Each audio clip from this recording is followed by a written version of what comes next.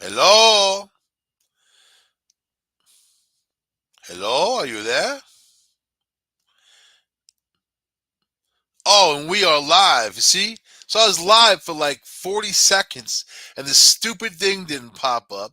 So I'm sitting all quiet, then going hello and whatever. This is some 2-bit stuff. What is this stupid duck service that we're on? StreamYard? It isn't worth anything. Nothing. Zero, zilch. Gotta find a new platform. Get away from this, man. Anyway, I like reliability. And you know something? There's not a lot of reliability out there in the world concurrently. So, COVID 19 is on everybody's brains because it's a pandemic that swept the globe. Now there's new variants and all whatever. Let's just keep in mind that the the COVID 19 that's infecting people right now today in the United States, more than 75% of those new infections is the Delta variant, right? So you can talk about Omicron all day long. There's people with disinformation, no information, wrong information. They're making things up. I go on Facebook and these people come out with all these statements like they're a doctor working in the field, some scientist who knows exactly this virus and what it's going to do next. Very funny to listen to those guys kind of go on and on and on about you know their the lack of their PhD. You know, I'm not even saying you need a PhD to know what you're talking about because I don't have a PhD and I feel like I know what I'm talking about, but I know what I'm talking about because I do research, and that research is data, and that data comes from real people out there in the world. The what I'm not just reading some news story off of some crap news channel. This is like hospital data stuff I see going on around the world, and you can put the timeline together. You know, any investigator puts a timeline together, and you can see the waves and why they happen. They're all driven by people. It's people who gather, people who bring the virus to other people. They don't want to get vaccinated, or they fight against it, or they think they have some magical solution. They think that their ideas are better, you know. But this is something that has happened. However, and then you can go back to the roots of it, how it happened. China released it, and this came from their weapon lab. Yeah, of course it did. But the reality is, there's nothing you can do about that now. The only thing you can do is avoid it. Avoid it. So, what do I always say to you guys about energy? There's some energy when it's coming at you, and your little plinky blinky form is not going to be able to stop it. Let's say it's a freight train going 100 miles an hour, coming right at you, and you're standing on the tracks. The only thing you can do is get out of the way and let it go past. You know what I mean? Sort it out afterwards, man. You're not going to be able to stop it. And just like this virus, the individual out there who might have great ideas how to stop the virus, he's not going to stop the virus. So Omicron, that's on everybody's lips now because it's the one sweeping the globe, and you can see how more infectious it is over Delta, which I thought Delta was, wow, really infectious, more infectious, right? Remember in June when the CDC said that Delta was not an issue in the U.S. and wasn't going to be, and here we are in December, you know, and we're in the middle of it. Tell that to the hundreds of thousands of people who died. You know, we're almost at the 800,000 marker point for deaths in America. You know, we're leading the world, unless you don't believe China, and I don't believe China. And I feel like a lot of people died, millions, not just like a handful. They're saying 5,000. That's just insane considering all the news that was coming out.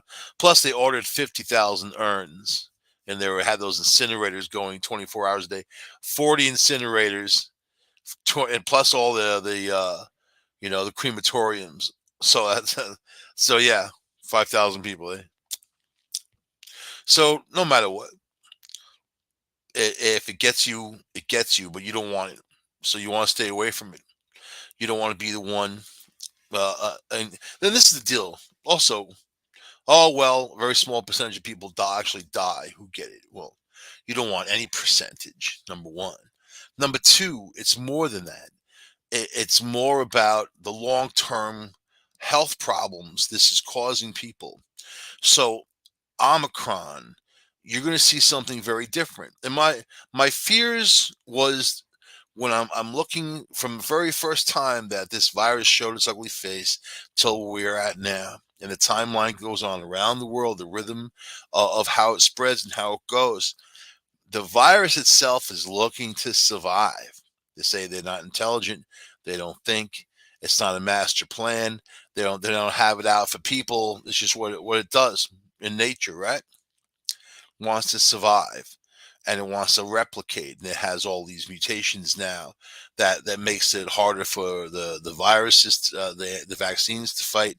If you've had previous infections, it makes it harder to fight.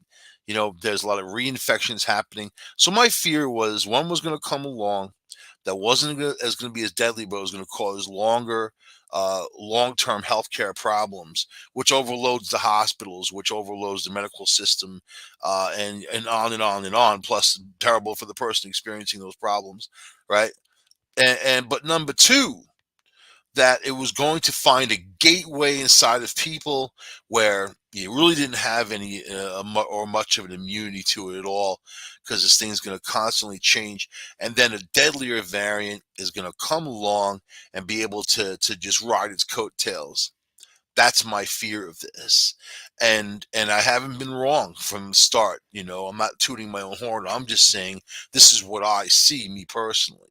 I'm not talking about news reports. I'm not talking about anything but math, numbers, the timelines, and what I'm seeing. And then we're back right into that heavy flow again, just like it was last December. It was crazy. And we were heading for a peak.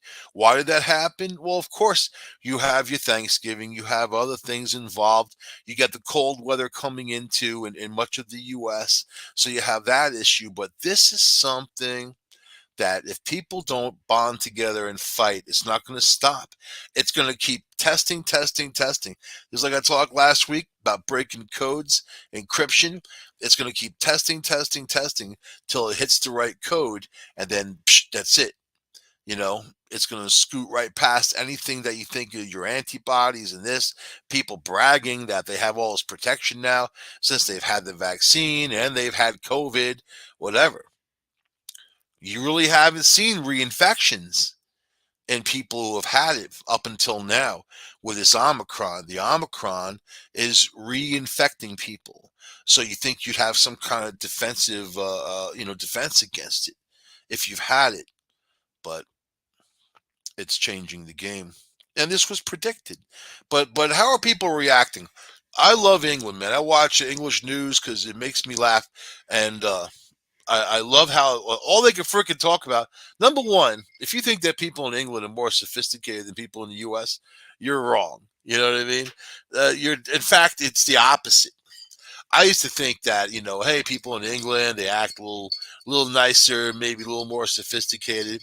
That just means that they're well tamed. They're trained, boy. That queen cracks her whip. Those people, oh yes, what can I do for you, queen? Oh. In America, people be like, F you, queen. Get out of my town. Get off my porch, queen.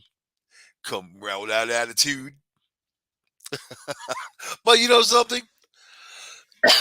In England, what the headlines are and what they're concerned with, you have COVID-19 sweeping through England.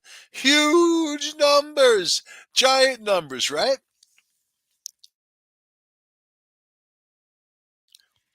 What they talk about is a Christmas party they had at 10 Downing Street, which is like their White House, whatever you want to compare it to, like that.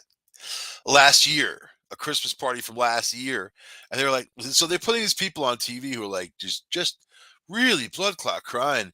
Who like this one was like, All these pictures of this guy's up on the screen and this tender music plays. You know, the video's going slow, making all dramatic. And she's like, "This is my father. Last year he went into hospital. I wasn't able to see him because of COVID-19 restrictions. And then when I found out after he died that they had a Christmas party at 10 Downing Street, I was angry. My feathers were ruffled. It wasn't fair. It was that Bojo, Boris Johnson. It wasn't like the Queen or anything. No offense to the Queen, of course. No offense to the Queen. They don't care what they did for the Queen. They don't care what their Christmas was like, the opulence or whatever. All they care about is this other stuff. Let me tell you, you've got the perfect storm. You've got the tipping point happening. The tipping point is when you reach the point to something that it is gone. It goes. You're over. And you have just not only people being divided and the morale low, people, it's the holiday season, all these shipments are offshore, stores are emptied, you got gangs of people robbing people in stores, robbing people in restaurants, all this other stuff going on. And the only thing they're doing in England is talk about Christmas. Is it going to spoil Christmas? Or they had a party for Christmas. Then they go on the street and actually talk to people and how they feel. How do you feel about this Christmas nonsense? And these guys like tell it straight. Like, I don't even care about that. I don't care what the hell they do there. Just get on with it. We have more problems. Everybody said the same thing, that there's more problems. But isn't it funny that it's the media that's driving this? Just like here in the United States, the media is driving this angst towards Boris Johnson. And he's like a Trump guy. He freaking even looks like he's like the English version of Trump, you know? And that's the problem with politics here, there, everywhere. That these forces, which aren't the people, these are corporate forces and political forces that are pushing misinformation, pushing disinformation, driving these things, causing these issues, and it's just a bunch of smoke, But people really need to be represented. Shameful, shameful that they all do it. That it's a culture of corruption in all of these different political bodies. So anyway, so yeah, people think that this long COVID-19 is they're calling it a mass disabling event in America. So you want to know how real it gets, you know? So let me get into this. Is going to scare the hell out of you, you know. And these are this isn't something that you like catch and go away. These things are ongoing within these people, right? So anyway, there we go. Long COVID. You literally can't do anything. So let's see. This woman in the story was first diagnosed with COVID in May of 2020 during a test event at her job where she worked as a case manager, right? She said, when I tested positive, I completed my 10 days of isolation at home from work, but was considered asymptomatic case, which means you have no symptoms. No one else in my household got sick. I started noticing symptoms in July of 2020. So diagnosed and went into isolation in May, right? And then here you are in July, months later. And she started getting symptoms. And they started ebbing and flowing. She says swirling every day. Since then, she got tested on July 5th. The test was negative, and then she had only one negative test since. Bean has experienced a variety of symptoms, which she said really grinds you down, is much more flattening than other forms of chronic illness. These include tachycardia, constant sweating, post exertional malaise, like, I mean, these are ongoing problems. This isn't something that comes and goes, because now over 100 million people have reported this, that they have this, digestive issues, brain fog, weakness in the hands, loss of fine motor skills, loss of taste, loss of smell, insomnia, uh, you know, and also inflammation of the cartilage that connects the rib to the sternum. You know, so she said when you have such profound exertion intolerance, there are days you literally cannot do anything. You can barely speak, you can't think, you can't enjoy things, you can't tolerate noises and stimuli. You can't even afford the energy required to care for the people you love. It's a profoundly dulling experience, and it's so tiring because everything is exertion. Eating is exertion, responding to voicemails, emails is exertion. Wow. And this is present in a lot of people, over 100 billion who have reported basically the same type of symptoms. Also, fever, a fever that rages, goes away, rages, goes away over weeks, sometimes months, you know? So, this is just a chunk, right? And something to be aware of. And if you care, you're the one wearing the mask. You're the one doing your hands. You're the one staying away large groups of people, and being very weary who you spend your time with. And it's just the way you have to live for now because it's unprecedented. It's something that we all have to get through and work together to beat, and that's everybody together. But when I see this dumbfummery in political circles, I realize that there's no representation, and then the only way you can get through it is with representation. So, what happens if you get long COVID? What happens if you do get sick? Let's say you're getting sick and you're going to get married, right? Which you got to be pretty sick to even consider. Okay. Let's say you took a handful of blue pills and you ran to get married, right? It happens to everybody. We all fall in love and lust, and love. Lust's more fun. You think that I haven't been in relationships in my life where I was head over, not thinking clearly?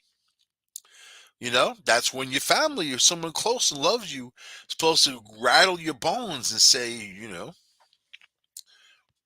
it ain't right. What do you know? I'm in love. What do you know about me anyway? Although you know me all my life, I'm in love. So, but what about? See, it all depends, really. So, is there only one person out there for you? No, there's lots, and it doesn't really matter who. It matters that they kind of fit in the right way with your circle, you yourself, the things you like, the things you don't like. There are people out there, women who are looking for, they want to have babies. They're looking for an acceptable mate to have a baby. And they don't really care about who. They more care about who could supply the best foundation. So it's in nature, right? Who builds the best nest? Who's got the most supplies, man? You know what I mean? Is it fair? No. Especially since the ones with the most supplies usually have a bunch of women chasing them, and they don't settle so easily because they got variety. It's the guys that don't have variety that want to settle. I know dudes who got married to their first girlfriend. Chris, you're crazy, man. First girlfriend. And what did I say? What did I say? Don't do it. Hang out for a while. Be engaged for a while. You don't just have to meet someone and get married. That's a notion that's pushed on men. Because it's a sales game. It's a sales pitch. Even television shows, even that show The Office, that chick that's receptionist was engaged with the guy for 3 years, and they made a big huge deal that it was such a long time, and how dare he, and stringing her along 3 years. You gotta run to get married right now. And what she do? She monkey branched up to the other guy in the office who had more money, you know, and he was following her around. That's what I get these guys. They latch on to these girls sometimes. I think it's because they're the ones who are available to them. They're the ones who are there, right? It depends what your circle is. If you work in an office, the people you're going to experience much of the time are the people there. You know what I mean? If you're out of the office, whatever, there's all kinds of people you can experience. But I'm just saying that's that TV show. It's not real. So in the real life, you have people. So here's a story for you. You're gonna like this. After postponing their wedding twice during the coronavirus pandemic, Christine and Gannon Carmeyer were hoping that their new November 2021 nuptials would go off without a hitch. But the bride ended up dancing the night away with a mannequin version of her groom instead. It's a wedding story for the ages and one that the newlyweds will never forget.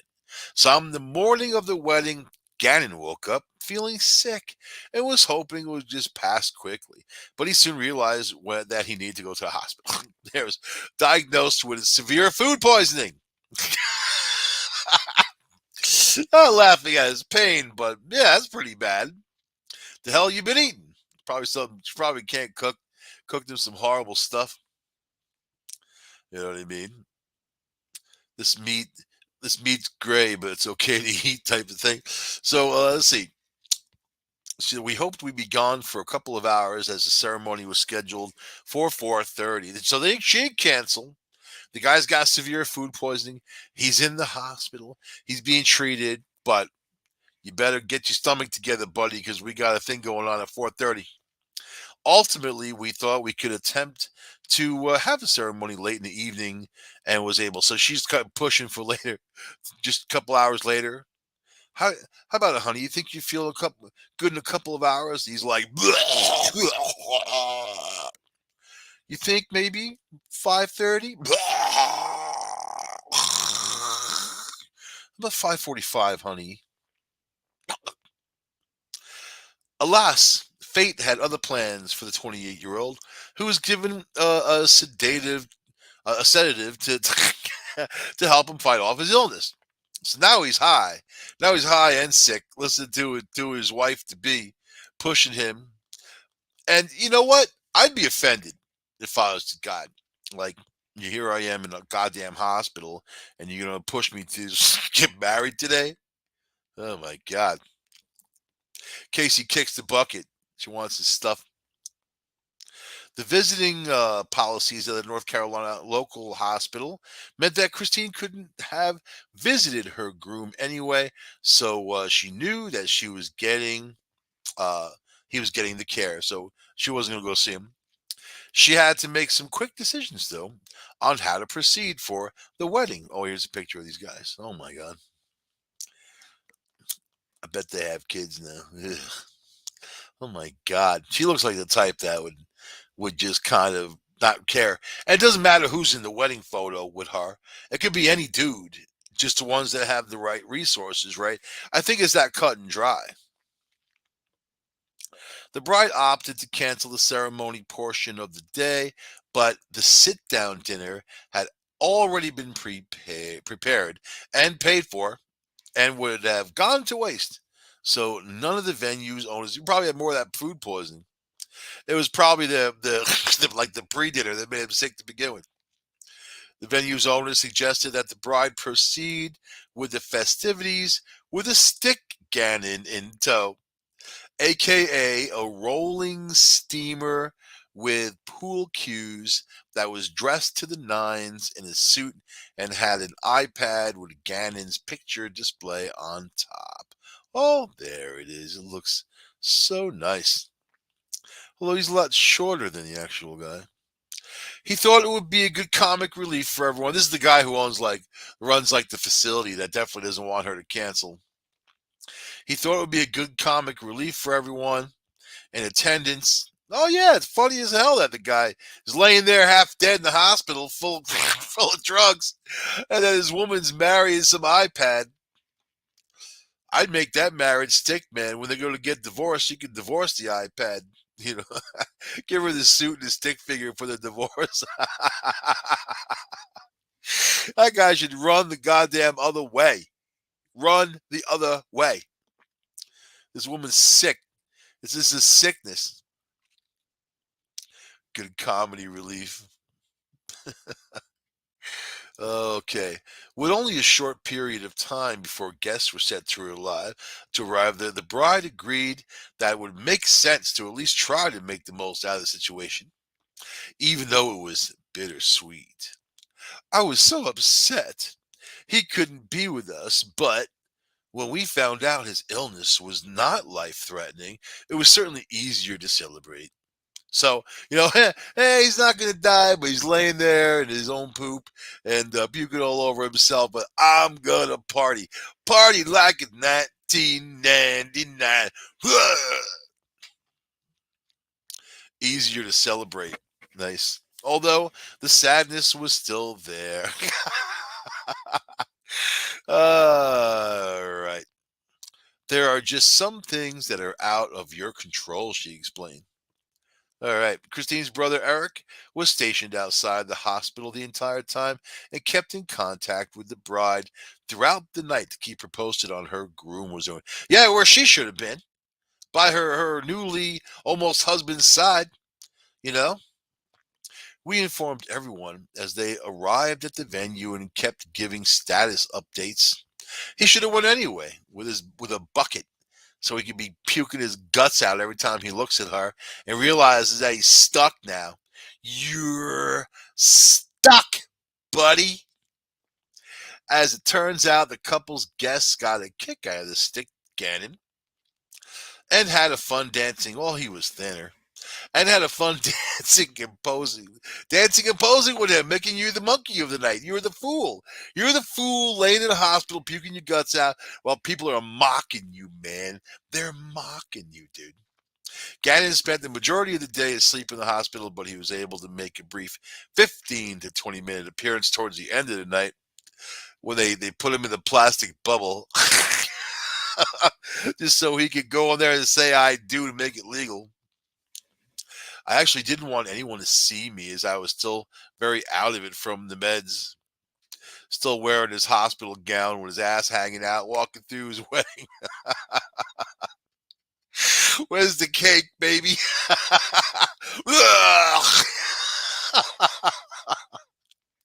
You, honey, do you want the fish? Yeah, I don't want the fish. I'll take a little shrimp, though. All right, stop it. Stop it.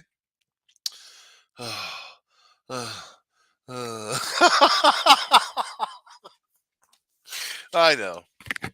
I'm a freak. All right, all right, all right. Let's see. When he arrived, he started hearing his name chanted by 100 plus people. He was still on drugs, probably. There was only 3 people there. People were chanting my name. You can't exactly not go see everyone, as he said, with poop stains running down his leg. Once I was there, it was a great feeling, though. Oh, my God. Interestingly enough, this wasn't the first mishap. Their journey to the altar. The Lovebirds had first planned to tie the knot in September of 2020, but postponed their wedding until the following year in hopes that the COVID-19 situation would improve by then.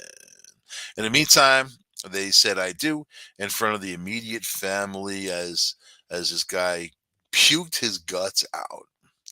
Let's see. In September 2021 rolled around, Christine contracted COVID-19, and the couple had to push the wedding back even more.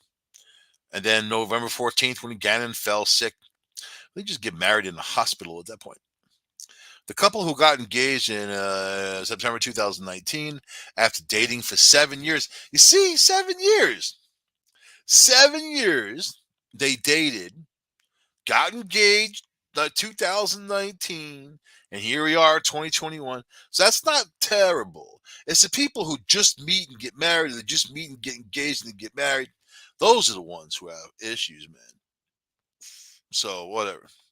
What's the last line on this stupid story? What the hell? Let me go down to the bottom.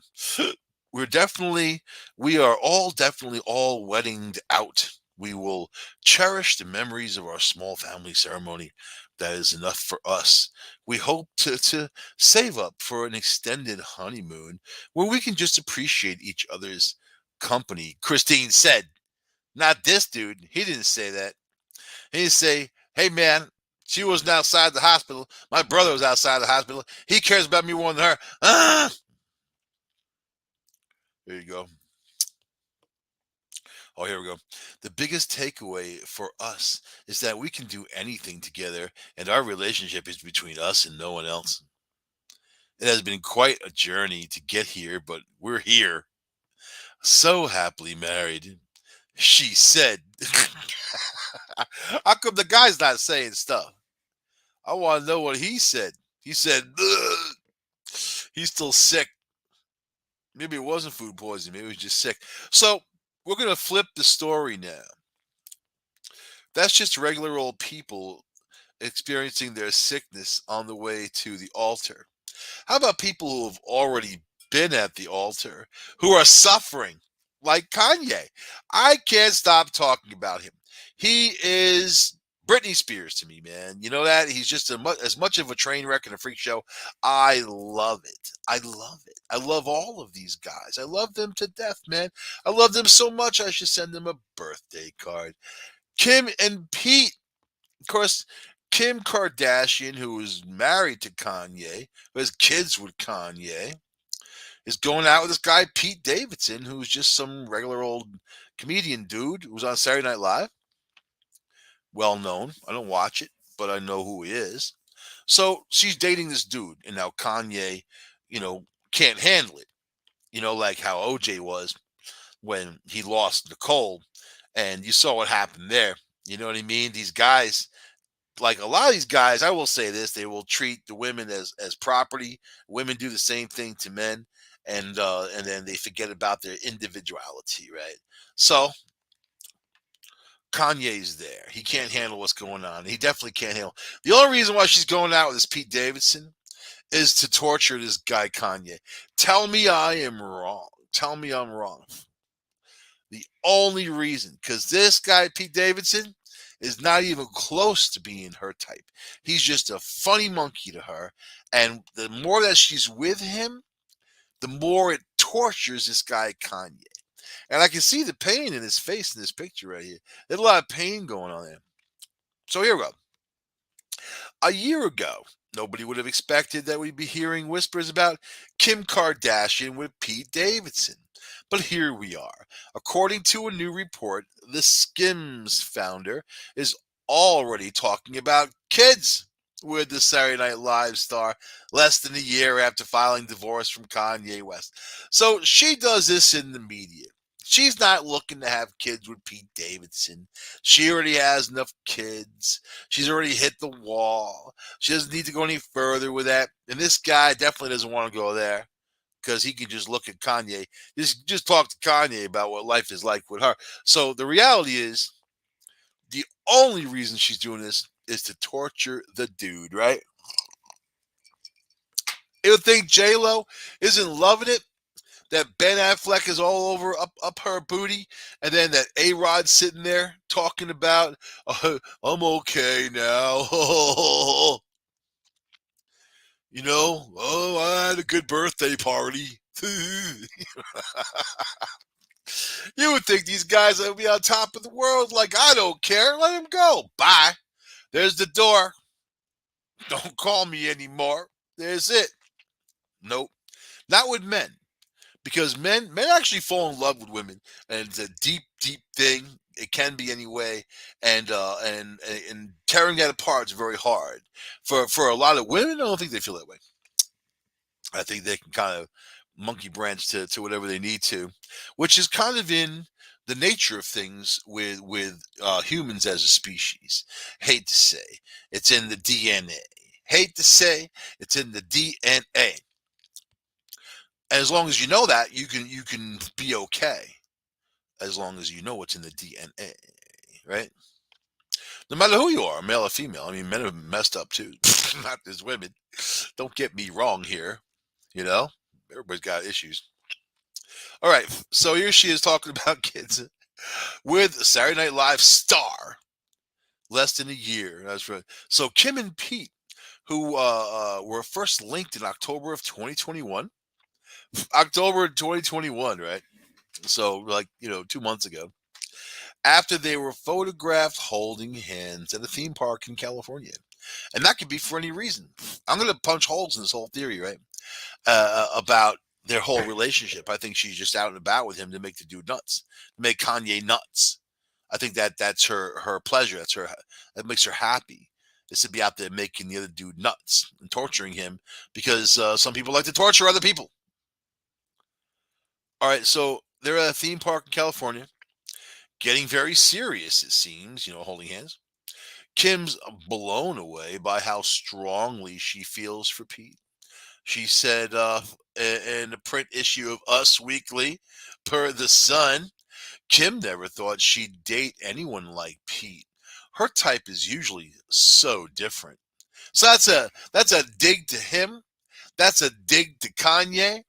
And this is this is a source that said this to Us Weekly. It's very funny how the source is unnamed and it's just out there with pure daggers for little chipmunk cheek Kanye. Kim never thought she would date anyone like Pete. Loser. Lucky you're there. I hear that, I'd be so upset. You date anyone like me? What's wrong with me? What's wrong with me? They could all have, you know what? I'm feeling a musical coming out of this whole story because I think Pete Davidson needs to have. He's kind of like, you go to the musical and you have the straight up singers and whatever. Then you have the guy. I think she likes me. I never thought she would date someone like me. It's like that Cinderella, except it's Pete Davidson. Her type is usually so different.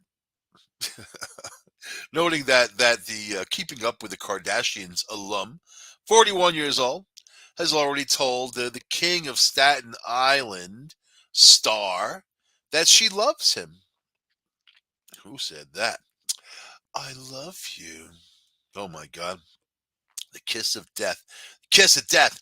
According to the source, when Kim and Pete met, well, when Kim met Pete, something inside of her told her she'd want to spend the rest of her life with him. You see Kanye, like listening to this story, with his hands together, just like cracking his knuckles. You just my baby mom's with this guy. And I got babies with her, and this guy just looks something like some junk ass Saturday Night Live freak. What is she doing to me? And then his friends are next to him. Yo, man, that's effed up. I know it is. Yo, man, I don't know how I'd react if my girl did that when I was some guy like that. Oh man, I'd go off, man. Kanye, like, yeah, go off like OJ, yeah. Because you know that he doesn't have any friends around him that's actually talking him down. These guys are the ones like fueling the flames. Let's see. All right, so spend the rest of her life with him, and from the sounds of it, Pete feels the same way. They're already talking about kids. What her kids, and how he's gonna watch her kids while she travels around the world to get like, a living babysitter, man, for free. Kim thinks he'd be the best dad. She's smitten. Oh man, Kanye's best dad. I'm the best dad. This guy don't even have any kids. He called him the best dad. He ain't got no kids. I'm the best dad. God damn it. Kim, bring that booty back over here. I'll treat you better. I'll treat you better. Then he'll come up with his own song. Baby, baby.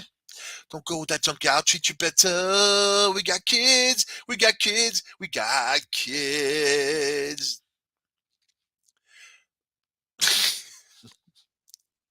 At this point, Taylor Swift should come out and say something. I just feel like I just, I just feel like she would come out with those pointy little cockroach stomp in high heels and kick this dude Kanye right in the middle of the balls. You remember when you grabbed the microphone from me? Eh. Oh, baby, baby. Oh. Kim Kardashian is saying, oh, Pete Davidson can take a kick better than that. Ah! It ain't funny, y'all. My life crumbling that for your entertainment, New York Times reporter. Now, let's see. What we got. All right, so that's all well and good. But what does Kim's estranged husband Kanye make of this? You can just see this running from one person with a microphone, running to the other. Hey Kanye, do you know that Kim's gonna have kids with Pete Davidson? He'd be like, what? What you talking about, Willis? what you talking about? That's right. The KKW Beauty founder filed for divorce from the rapper 44 in February 2021 after nearly 7 years of marriage. 7 years, that's a run. You know what I mean? I was in a 14-year relationship. Oh my freaking God. More like 100 years. It was 100 years. 7 years with someone that you don't want to be with. I guess, but the guy's, you know what? He's not situated to have that kind of relationship, and neither is she. They're too available to too many people. The guy's out there. There's women throwing themselves at him. People get bored with the people that they're with. That's just life. I mean, maybe in the later part of life, you can find that person that's going to be the one you love, you're going to be with, great companion, all that stuff. Yeah, companion at AARP discount card type of stuff. But when you're young, if you're young and rich, well, there you go. That's what these guys do. And then they try to get together, they make kids, they have these tumultuous relationships. Then they break up and then it's all blah, blah, blah, blah, blah. And that's why we're reading it, because we love the blah, blah, blah, blah, blah stuff. Here we go. Wait. The Yeezy founder, which is Kanye, who shares kids, North, Saint, Chicago, and Sam with Kim, doesn't believe the romance is as serious as it is. Oh, he's in denial. But now the source comes out and even says that he's in denial, but Kim and Pete are saying they've met their soulmates. Ooh, man, I love it. News of Kim and Pete's baby fever comes just weeks after Kanye staged a public plea asking to get back together. Baby, baby, baby, come back to me and stop talking about baby, baby, babies with Pete Davidson. Come on, baby. He should he should grab one of those Barry White songs, man, and kind of like, you know, uh remake it. Come on, baby. You know you missed this. You can't be happy with Pete Davidson. He may be funny and everything, but I'm Kanye. Yay. Does he call himself Yee or Yen or something like that now? The rapper posted an impassioned 5-minute video on Thanksgiving. He was my Thanksgiving turkey. You kidding me?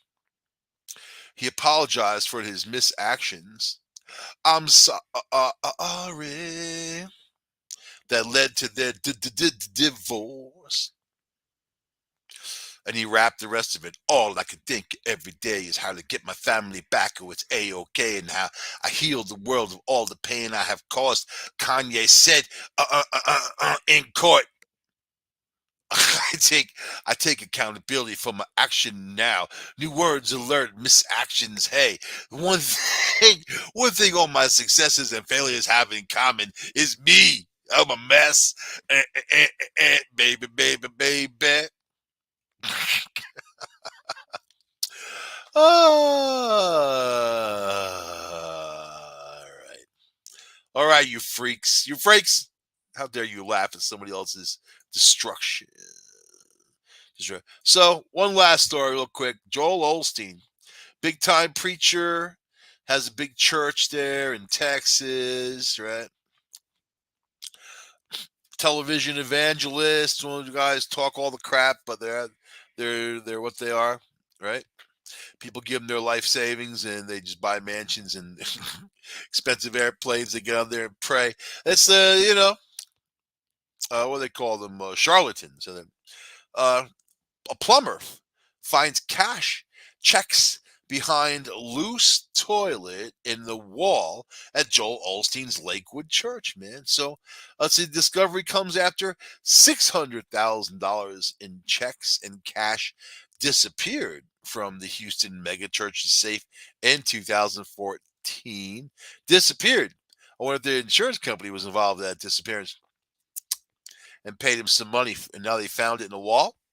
Envelopes full of cash and checks were found behind a loose toilet by a plumber doing repairs at celebrity televangelist Joel Olstein's Lakewood Church in Texas. The plumber detailed the bizarre discovery made on November 10th at the Houston mega church on the morning. Would you guys turn that in? Would you guys be that honest to say, "Hey, I found 600,000 bucks worth of cash and checks in your wall"? Or would you guys think it's like a miracle? You know what I mean? Like you're a plumber, got no money, and here's this miracle.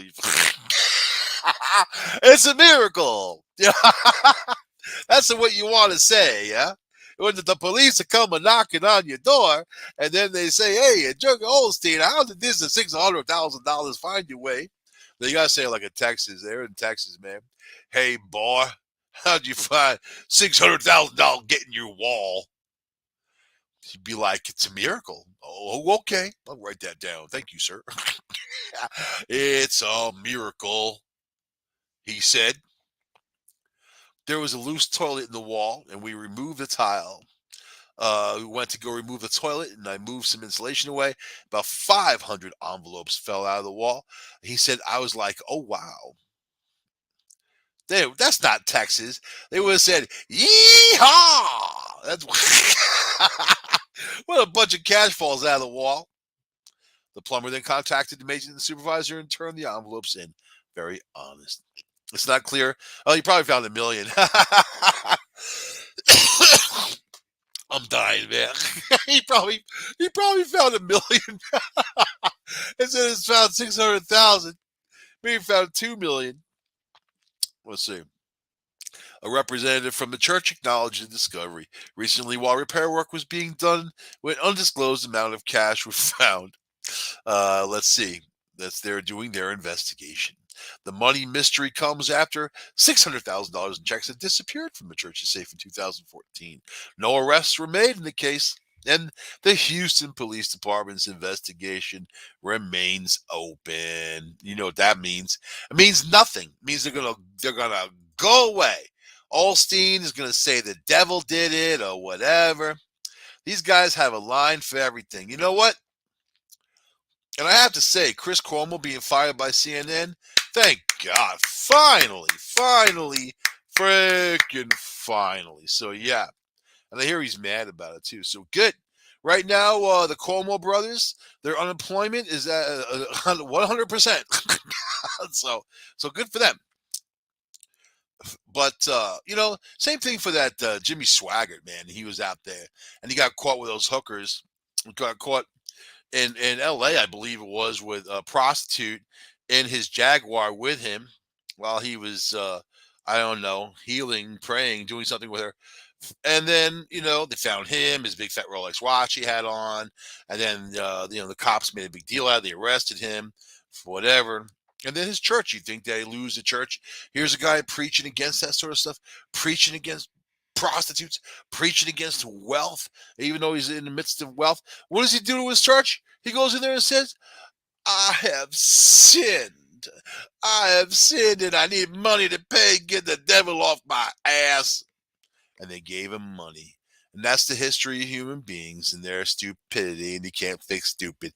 I'll see you guys next week on the Red Pill News. Take the red pill, open up your eyes.